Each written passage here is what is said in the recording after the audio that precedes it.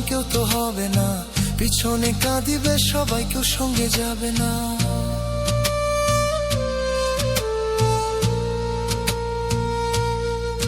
ভাই ভাই বন্ধু আত্মীয় স্বজন কেউ তো হবে না, পিছনে কাঁদিবে সবাই, কেউ সঙ্গে যাবে না। তুমি নিজে হাতে নববধূ সাজায়ো রে, হে হে লাল চান বাবা রে।